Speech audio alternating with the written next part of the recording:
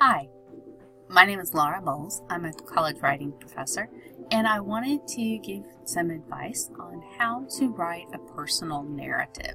This is a really common assignment for high school and college, but it's also a common job interview question.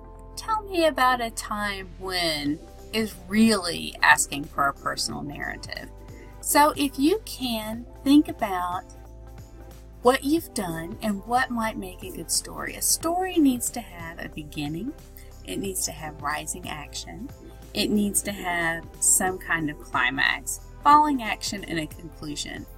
And every story really needs all of these elements. Although you can vary how long they take and where they're placed. Thinking about something to write, it's a great place to start with just a timeline of your life.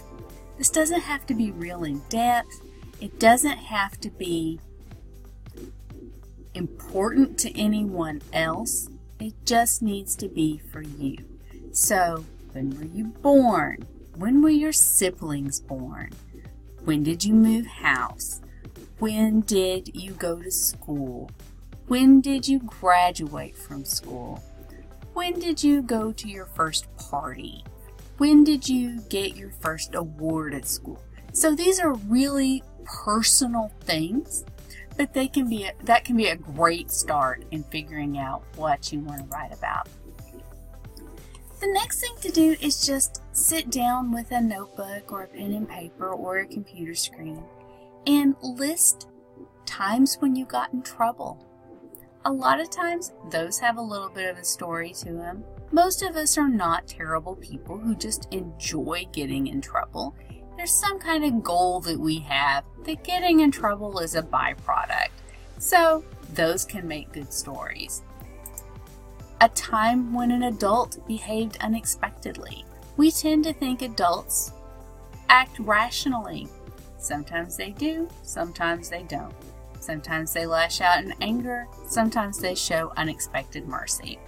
But that can be a good way to start a story. A time when you have a strong emotional reaction, such as anger or embarrassment or fear. Again, those can have stories.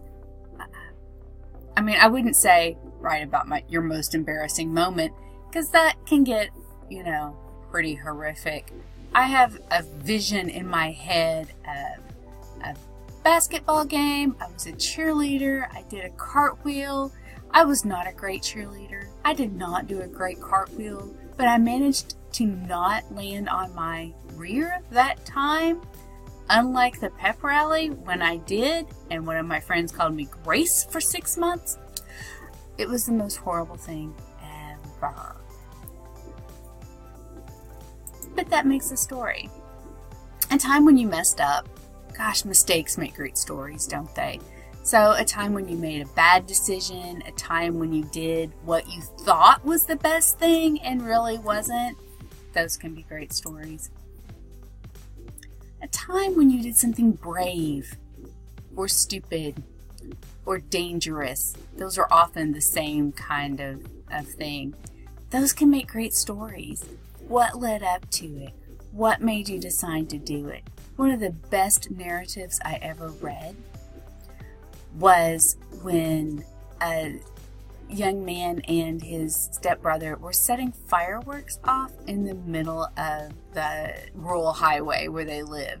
That was such a great story because of course someone called the cops, and of course the cops came and picked them up, and of course they were 15 years old and weren't supposed to be out of the house, and so they had to explain to their parents what was going on. That was a great story.